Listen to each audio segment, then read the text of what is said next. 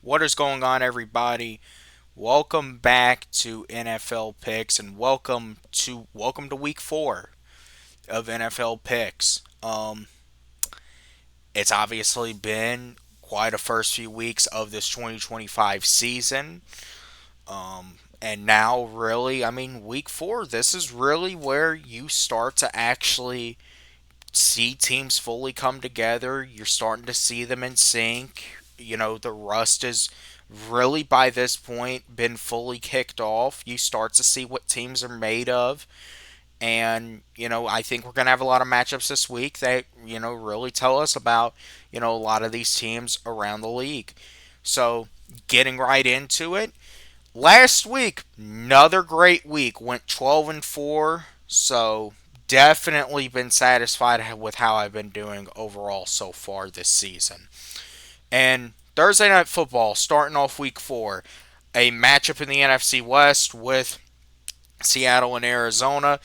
And I really feel like this is a game that could honestly go either way. I truly feel like you could slice it down however you want. I think that both of these teams have definitely shown, positive signs. I overall, still think that there's a lot of growth that they have to make, but at the end of the day, you look at it. Both of them are 2-1. Both of them, in a good position early in a NFC West that I would probably say is pretty wide open. So this could be an important game when it comes down to it. As far as the game goes in itself, I once again think it could go either way. I just think that the story is going to be, for Seattle. If you can stop Kyler Murray and Marvin Harrison Jr., then I think you're in a really good spot. But considering this is in Arizona, it is a short week. I'm gonna go with the Cardinals to narrowly get the victory. It just you could definitely see it going either way, but it just feels like a game that goes Arizona's way early in the year at their house in prime time. So give me the Cardinals. Next game, and it is the first international game of the season and actually the first NFL game I think in Ireland with the Vikings and the Steelers. I believe this is Minnesota's first of 2 weeks being overseas as far as the Steelers go. Aaron Rodgers, the first couple weeks, has been up. There's been some ups and downs, but they are 2-1. And for Minnesota, also very impressive win last week with Carson Wentz at quarterback. So this was another one. There's, I think, a lot of matchups this week that you might be shocked in how they turn out. I think this is definitely a test for Minnesota, but I do think that we see Minnesota and Kevin O'Connell is going to put Carson Wentz in good situations to succeed. Carson Wentz is a veteran, and he's going to keep Minnesota viable. I truly think this is another game that once again could go back. It could go back and forth. Um, but I'm gonna pick the Steelers. I feel like they narrowly get the win. Obviously Aaron Rodgers has shown flashes early. You see a connection growing with DK Metcalf. You see that team coming together. So I'm gonna pick Pittsburgh to get a win, even though I think Minnesota will absolutely stay in the game all the way through. Next game, heading into the 1 o'clock window on Sunday, and obviously, I've been talking about the Falcons all week. Been talking about it ever since Sunday, and big game with Washington coming into Mercedes Benz. And, I really have to say that there's a lot of people that think the season is over. And, it is definitely. This is a game that the Falcons have to win if they want any chance of just possibly at this point keeping the season afloat. And I say just because you win this game does not mean the season is turned around because you got to be consistent with it. However, when you do look at it, Dan Quinn and Raheem Morris know each other well.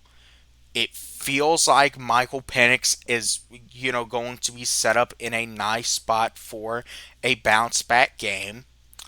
And then, as far as Washington goes in their quarterback position, it sounds like it's going to be Marcus Mariota again, the former Falcons quarterback. So obviously, I'm going to talk about the game more so later in the week. Um, it's just you could absolutely. I said all off season I felt like this was a game that the Falcons were going to come away and win. That no one thought we would, and I truly think what happened in Charlotte on Sunday it changes how you think a lot as a fan.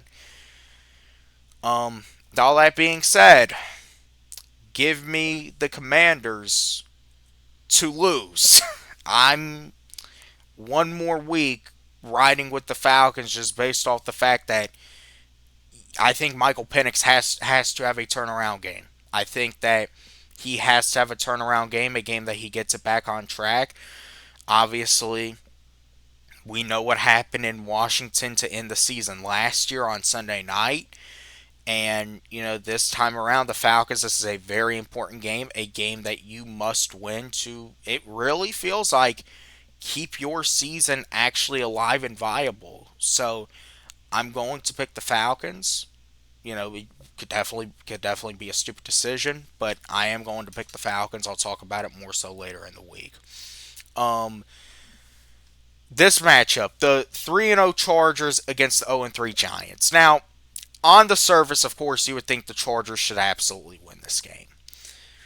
I think with how the Giants have played, the Giants are a very tricky team because they're 0-3. They have a very tough schedule, but it still feels like they have some pieces on offense. Obviously, Malik Neighbors. We saw Cam Scatterbu on Sunday night really start to show out. What are they doing at the quarterback position? It feels like this has to be a big week for Russell Wilson if he wants any chance at keeping that job.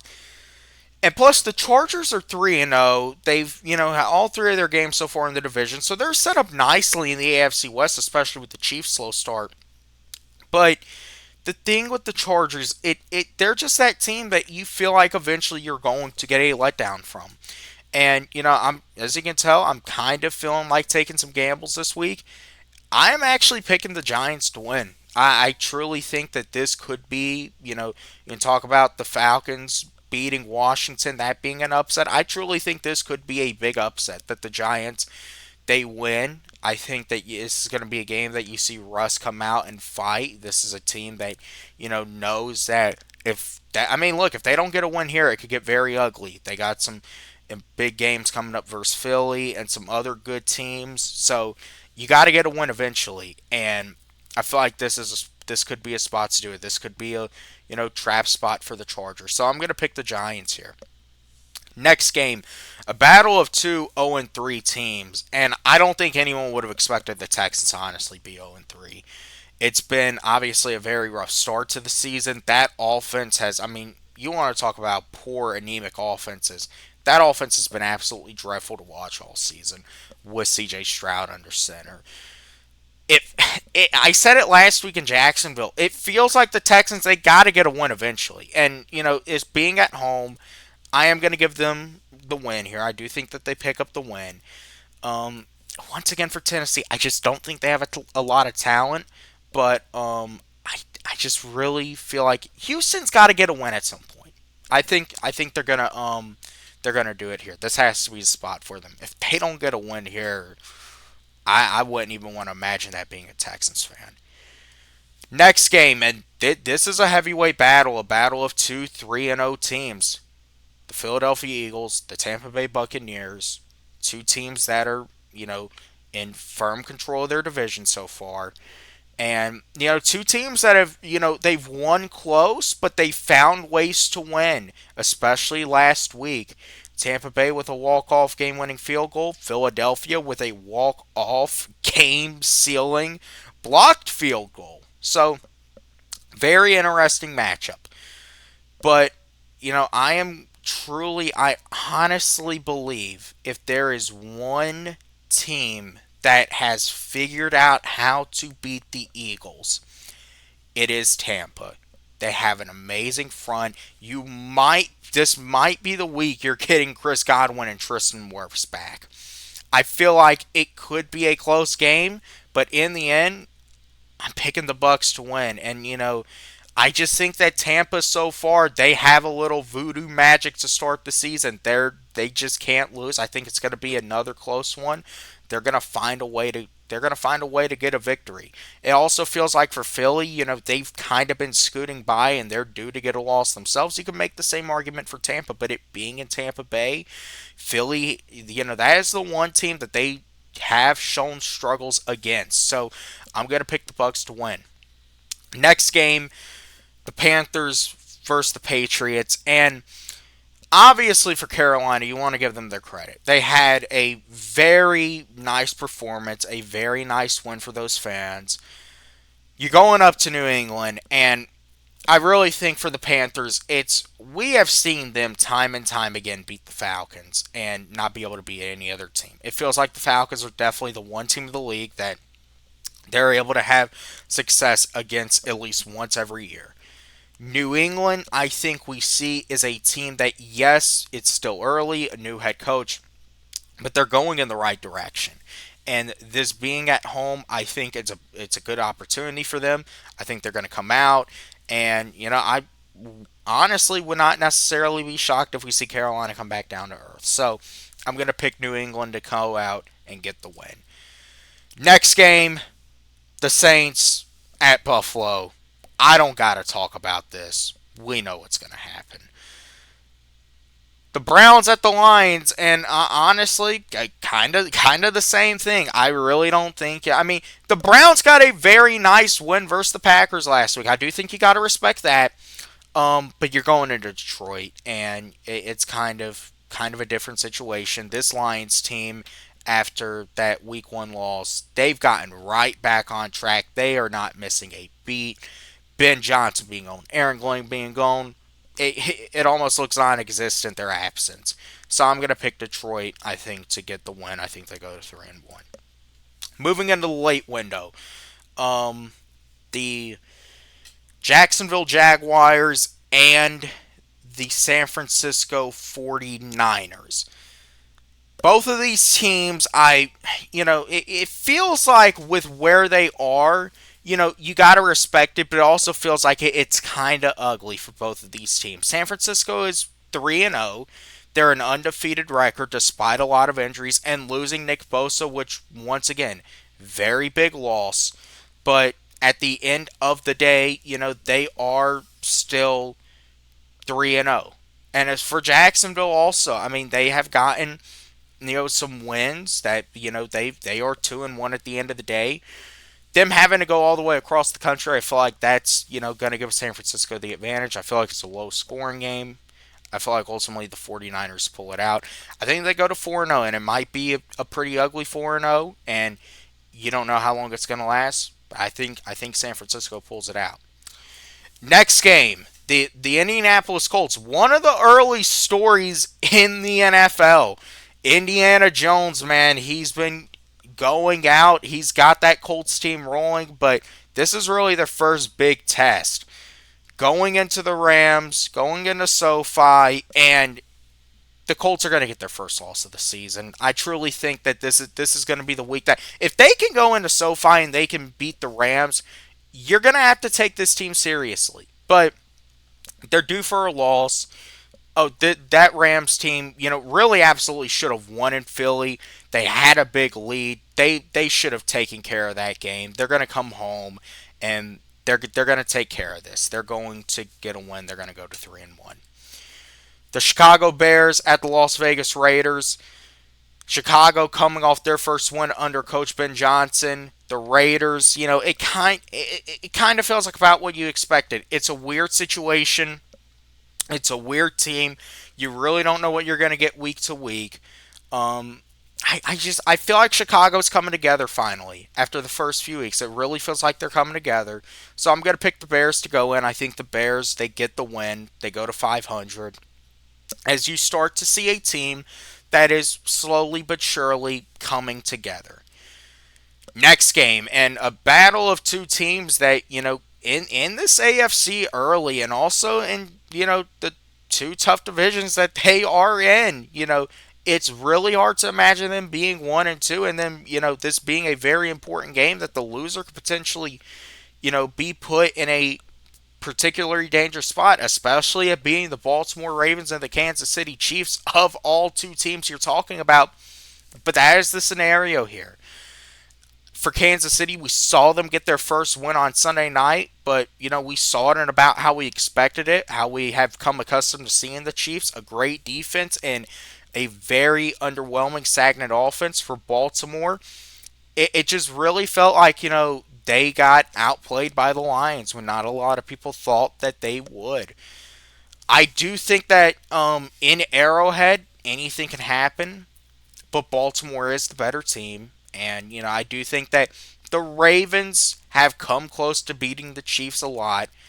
I think we're going to see them get Kansas City this time around. I think the Ravens are going to win, and I think the Chiefs are going to drop to 1-3. That's really hard to imagine, but that's just the reality. That's what the Chiefs, I think, are early this season. They are a team that is really going to have to dig their way out of this mess that they are in early of a 1-3 start that I think they're going to have after this Sunday. So give me the Ravens. Sunday night football in Dallas, and obviously the big story about this game is the return of Micah Parsons to Jerry World to take on the Cowboys, a Cowboys team that is, really beaten up. CeeDee Lamb is out, Tyler Booker is out. This is going to be a Cowboys team that is pretty much leaving Dak Prescott out to die.